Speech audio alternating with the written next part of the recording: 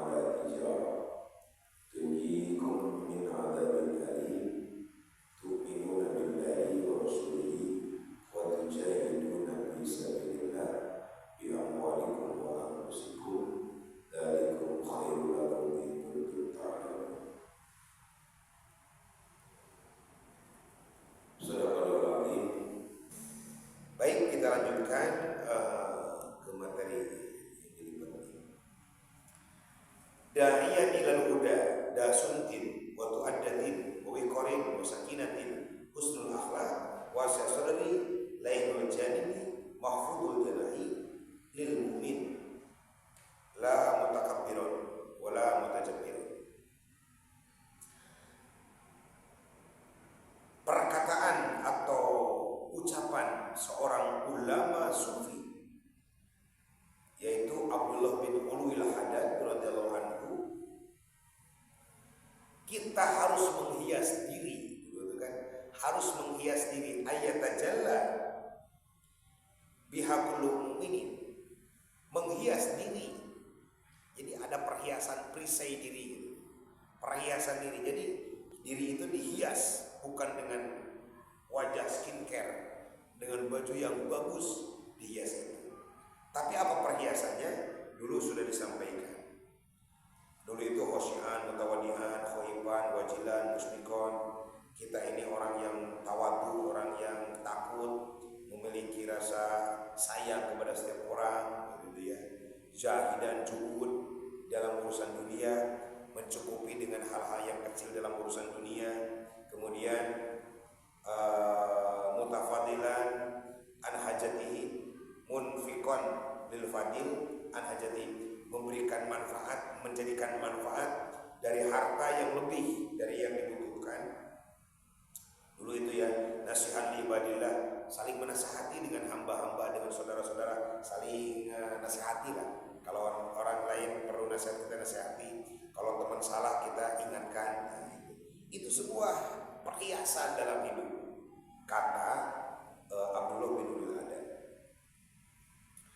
Rahiman bin Amr bil Ma'ruf, anda yang menunjukkan sayang kepada orang seperti sayangnya Nabi kepada umatnya. Kemudian Amron bil Ma'ruf nahi anil munkar, mencegah kepada orang lain untuk tidak melakukan kemaksiatan, mengajak kebaikan gitu ya. Kemudian mencegah orang lain untuk tidak melakukan kemaksiatan. Nah, syari'an bil khairat, bergegas untuk melakukan kebaikan. Nah, itu kan perhiasan dalam diri kita. Perhiasan dalam diri kita. Jadi orang lain juga akan melihat sikap tadi, perilaku tadi. Orang pun akan melihat, jangankan Gusti Allah, orang pun akan melihat dari sikap yang kita miliki, sehingga menjadi angkat jempol orang itu dengan sikap tadi.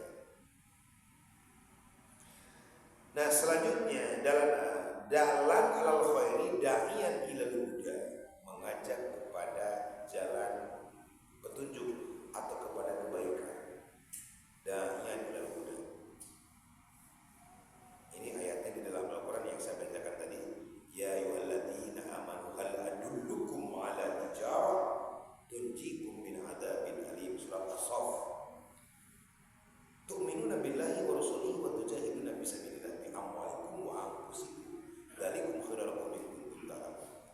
Dan ya ayyuhalladzina hal adullukum. Nah, ini da'iyan, dalan, da'iyan sama ini konteksnya. Artinya ya ayyuhalladzina amanu, wahai orang-orang yang beriman, hal adullukum ala tijarah. Apakah kamu telah aku tunjukkan ala tijarah? Jadi kalau istilahnya dalam bahasa marketing, kita ini disuruh untuk berdagang. Karena kalau urusan dunia itu, perdagangan itu adalah satu perniagaan yang luar biasa, yang akan mengakibatkan dia menjadi kaya, menjadi berkah, dan memberi manfaat kepada orang lain. Jadi dagang itu tidak hanya sekedar meraup keuntungan, tapi memudahkan orang lain untuk bisa mendapatkan sesuatu dari dagangan tadi. Penyedia makanan, penyedia minuman, penyedia pakaian, penyedia dan lain sebagainya, menyediakan segala macam yang dibutuhkan oleh masyarakat, itu adalah nilai ibadah. Di samping itu ada ada fadilah atau kelebihan atau keuntungan yang didapat. Asal tidak dolim, wajar kalau pedagang dapat keuntungan. Belinya 10.000 dijual 15.000, wajar itu. Modal 10.000 dijual 70.000, cepat kaya itu, bagus. Terlalu dolim itu ya. Modal 10.000 dijual 70.000, waduh, tentu ingat. Nah, jadi biasa aja, sedikit aja keuntungannya, penting berkah. Itu namanya dagang. Menjual jasa, menjual tenaga, menjual dagangan, tapi dapat keuntungan. Dagang tanpa keuntungan, beli 10.000, jual 8.000, bangkrut mereka. Atau dijual sama lagi 10, nggak bisa. Nah, agama pun didagangkan. Apakah aku telah menunjukkan kepada kalian suatu perdagangan? Yang perdagangan itu tunjikum min adzabin alim. Kalau kamu dagang dari aku nih, tawaran dari produkku, maka kamu akan diselamatkan dari siksa yang pedih. Jadi Allah itu punya satu produk, Gusti Allah itu. Allah punya satu produk. Kalau produk ini dimarketingkan oleh kita, ditawarkan oleh kita, maka kita dijamin akan tunjikum min adzabin alim, akan diselamatkan dari siksa yang pedih. Apa produknya itu? Produknya tu'minuna billah wa rasulih. Produknya itu adalah iman kepada Allah dan Rasul. Produk. Wa tujahiduna fi sabilillah bi amwalikum wa anfusikum. Berjuang di jalan Allah dengan diri, harta, dan waktu. Bi amwalikum wa anfusikum. Dua di situ ya. Bi amwalikum wa anfusikum, dengan diri dan harta. Jadi produknya itu adalah iman. Kemudian diperjuangkan dengan menggunakan diri dan harta. Nah, itu maksudnya.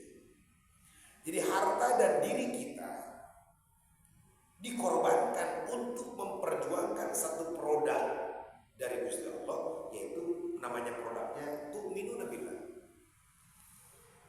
Ajak orang lain untuk beriman kepada Allah, korbankan dirimu, korbankan hartamu, maka kamu akan diselamatkan min adzabin alim, dari siksa yang pedih. Siapa contohnya? Nabi Muhammad. Siapa contohnya? Nabi-nabi dan Rasul sebelum Nabi Muhammad.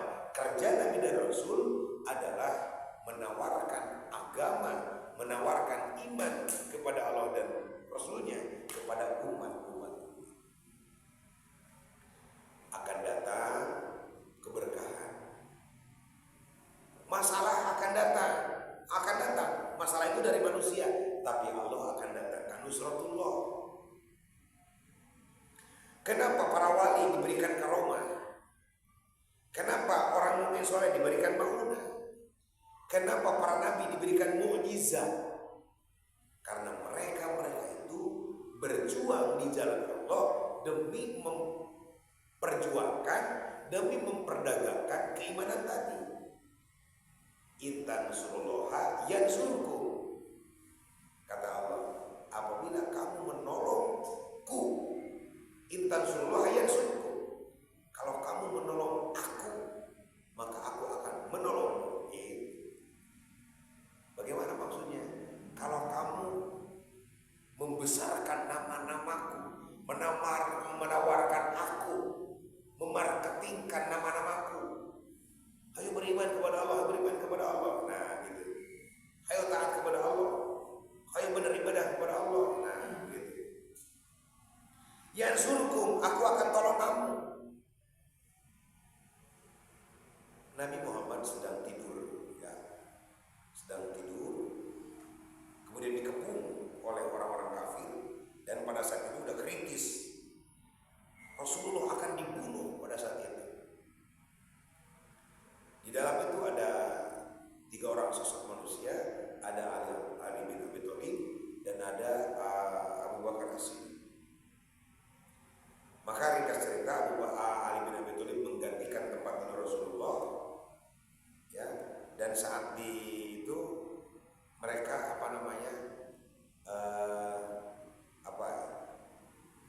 di dalam surat Al-Baqarah, ya, mereka ketika mereka mengepung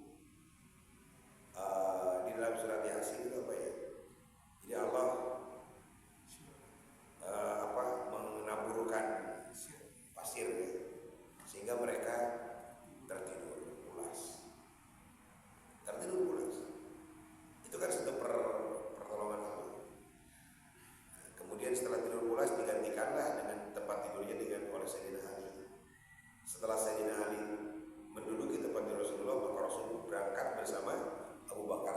keluar melewati orang-orang yang tidur.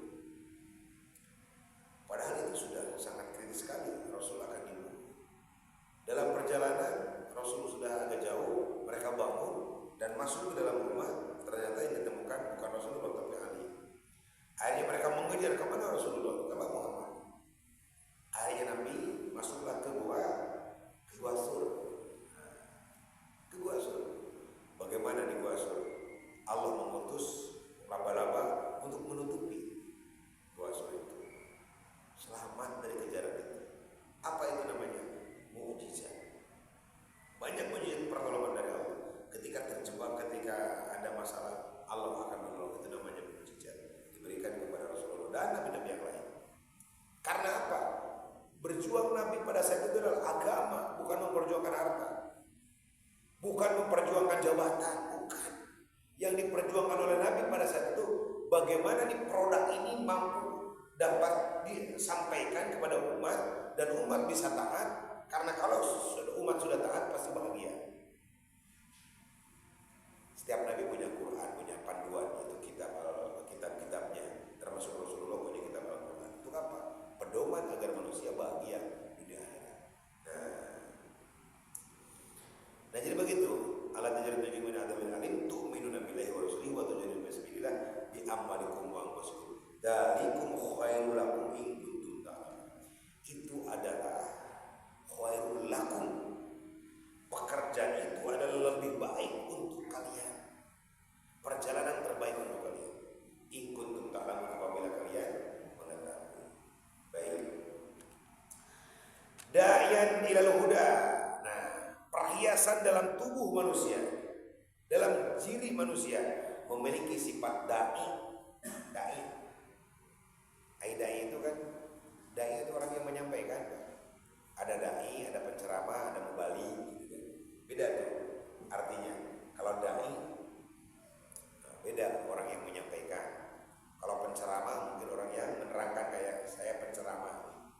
Kalau mubalik juga menyampaikan sebetulnya, tapi lebih tepatnya lagi kalau konteks Al-Quran adalah da'i. Da'i ini orang yang mengajak kepada taat kepada Allah Subhanahu wa Ta'ala. Nah itulah jadi da'i. Ini da'i itu ngajak itu lebih dasar. Adanya sholat, adanya orang mau ngaji, adanya orang mau baca Quran, bukan karena pengajar, tapi nu besar nama ngajakna, anu ngajakna, anu gede pahala.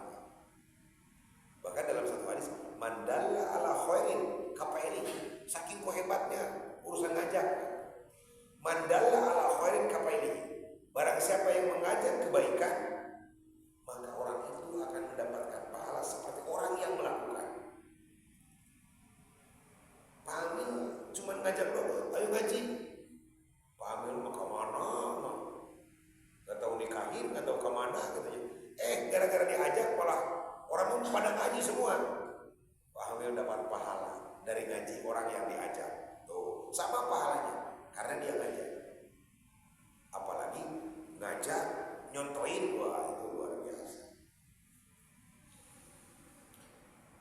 Dasumtin orang yang memiliki jiwa pendiam.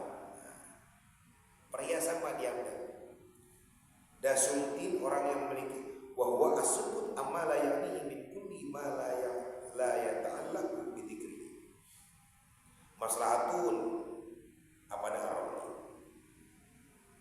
Menurut Imam Rawi itu lebih maslahat diam daripada banyak omong.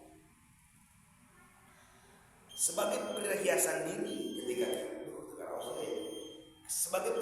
diri ketika seseorang memiliki repeh,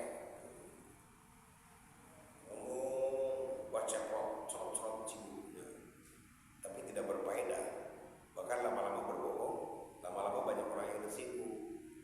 Maka kata Nabi dalam hadis itu, man kana yu'minu billahi wa yawmil akhir falyaqul khairan aw liyasmut. Kalau kamu iman kepada Allah dan hari akhir, maka berkatalah dengan kata-kata yang baik. Apabila tidak bisa berkata baik, lebih baik diam. Nah, dasumtin, diam itu merupakan satu klise bagi seorang cici.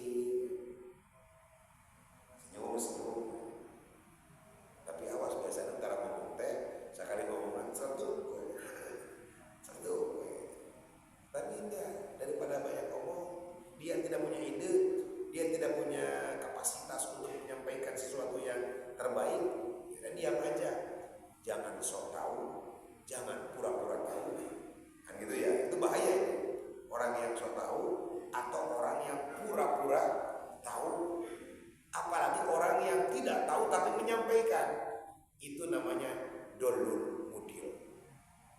Sesat dan menyesatkan itu paling bahaya. Kalau tidak tahu, jangan cicing, gampang mereka. Nah, kan itu aja. Orang kan lamun istri tiba-tiba ngomong cicing, malah bener. Dasukti lebih baik dia. Kadang-kadang orang kenapa marah sampai mabuk-mabuk, orang pasti sampai dibunuh karena dia sedang marah dipancing lagi. Sok wani mah, si beneran, sok wani mah bener hantar dikadek beneran. Karena apa? Karena dia ngomong. Coba kalau dia siapa lo bicarakan orang yang mati berpikir tuh ngomong ke perlawanan ke angger sebaliknya tuh ngomong gitu. Tapi lamun sarwana si goblok si age goblok sarwana nyol deui natanya. Nah, maka lebih baik diam. Maka lamun pasya apa sih yang dipasya lamun itu cerita cek cok katanya cek cok. Lamun cek cok pasti we rame gitu. Belum cek rehe we cek ngumpul aman. Dasudin orang yang memiliki perisai diri dengan memiliki sifat diam. Nah, udah bisa nih, tinggal sesi pertanyaan. Gitu kisah saja sebenarnya. Nah, ada waktu untuk bertanya. Tadi kata mereka silakan seluas-luasnya. Tapi yang nanya jangan pakai cash, yang lain aja ya. Tuh, yang mana Pak? Aduh, apa kemarin saya lupa. Oh, Nabi Muhammad itu ya. Aduh, saya lupa Pak. Nanti di pending lagi WA-in dong.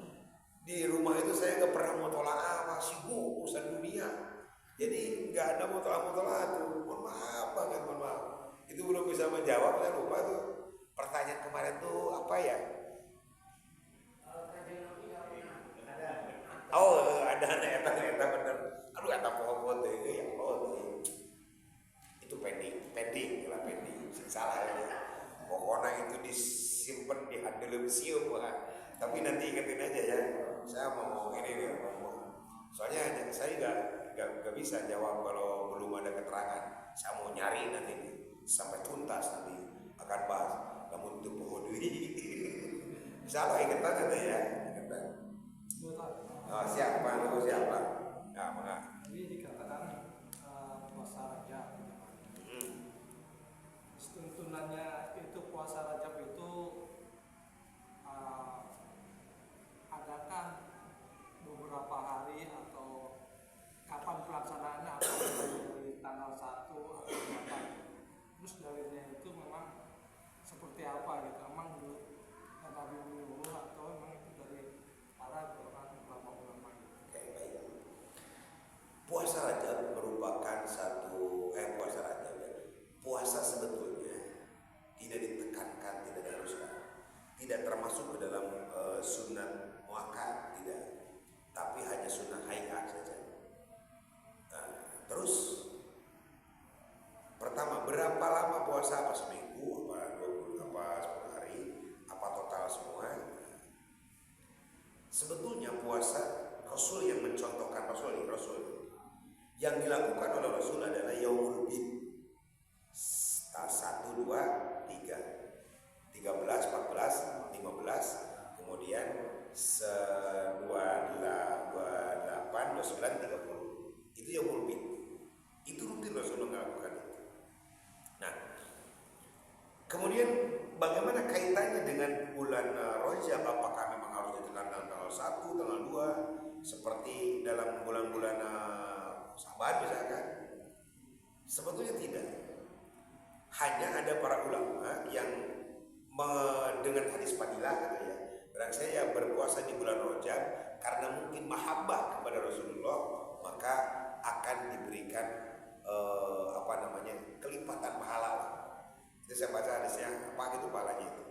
Nah, karena salah satu yang makbul melakukan ibadah itu makbul ibadah. Salah satunya dalam hadis itu, dalam keterangan ulama juga bukan hadis. Salah satu keterangan ulama, mustajabnya doa itu diantaranya yang pertama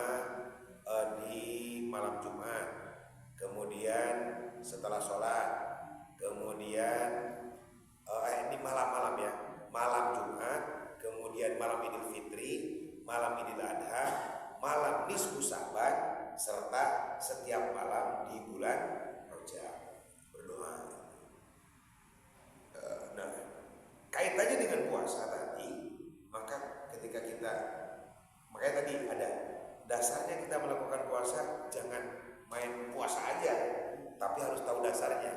Kalau kita mahabbah kepada Rasulullah, ya, mahabbah kepada Rasulullah, kemudian mahabbah kepada perjalanan Rasul ketika melakukan Isra wal Mi'raj, nah mungkin kita termasuk ke dalam mahabbah pada tadi dengan dasar tadi. Maka kita lakukan itu, maka insya Allah kita dapat kemuliaan, dapat keberkahan. Jadi tidak ada hadis, dan Rasul pun tidak puasa di bulan Rajab itu. Setelah bulan Rajab, Rasul pun tidak puasa Rajab bersini juga. Rasul tidak menyuruh untuk berpuasa Rajab tadi, seperti puasa Rabiul Awal gitu kan, Rajab, yang kejadian-kejadian yang Nabi lakukan, kelahiran Nabi atau peringatan kelahiran Nabi tidak ada. Hanya para ulama saja yang menjadikan makanya hadisnya juga hadis bukan sahih itu ya, hadis maudhu. Maka dikerjakan, maka tidak dikerjakan juga tidak menjadi dosa. Ini hanya mahabbah aja.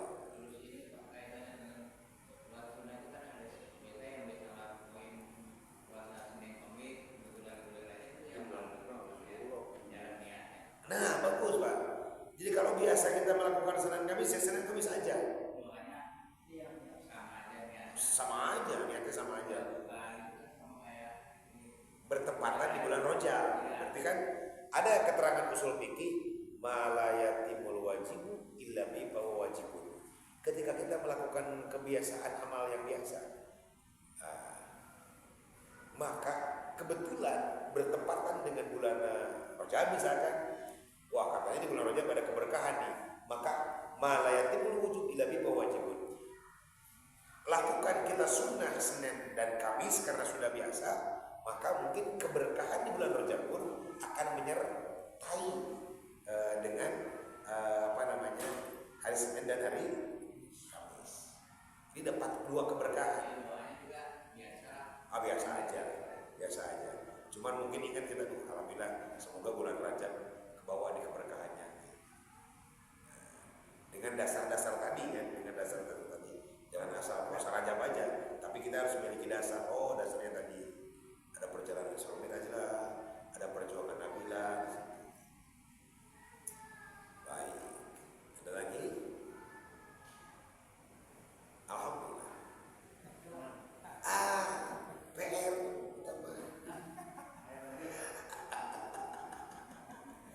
sok hese Pak Eze kemana? Nanya. Mana Pak Kes? Boleh Pak Eze, maka kan saya mah kalau bisa jawab, kalau tidak PR gitu. Ada kata-kata hiasilah wajahmu atau badanmu. Ada lagi kata-kata hiasilah wujud, itu gimana? Apa? Hiasilah wajahmu dengan iya betul. Hiasilah wujud Dengan itu apa maksudnya? Kalau hiasilah wajahmu itu dengan berwudu ya, dengan sholat, kemudian dengan zikrullah, maka wajah akan bercahaya. Hiasilah kan, istilah itu ya. Kemudian hiasilah masjidmu dengan amalan.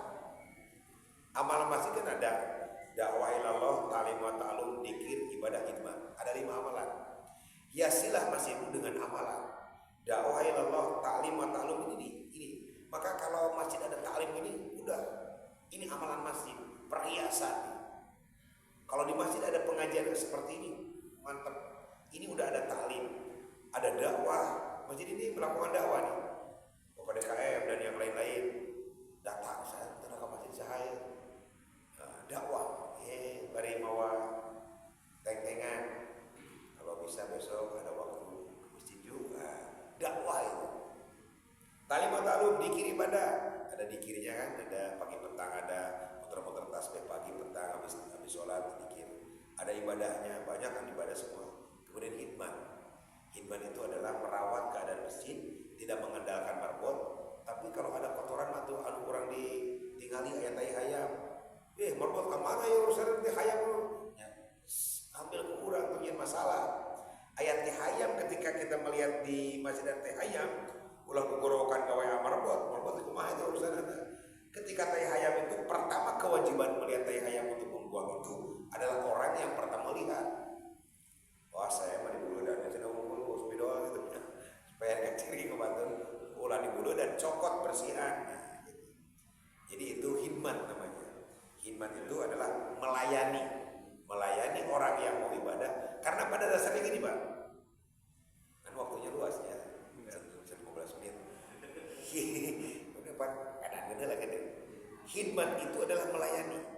Masjid ini adalah satu sarana pelayanan umat untuk melakukan apa saja selagi ada nilai-nilai ibadah spiritual dan nilai-nilai ibadah sosial bisa di masjid, spiritual apalagi karena tempatnya. Jadi pelayanan untuk apa saja, pelayanan namanya, pelayanan. Dilayani orang ibadah bagaimana supaya nyaman, pakai AC, kurang tiis, ASEAN deui gitu ya. Pelayanan untuk sholat supaya semangat, beri kopi, beri udhud gitu kan. Jadi supaya semangat sholatnya.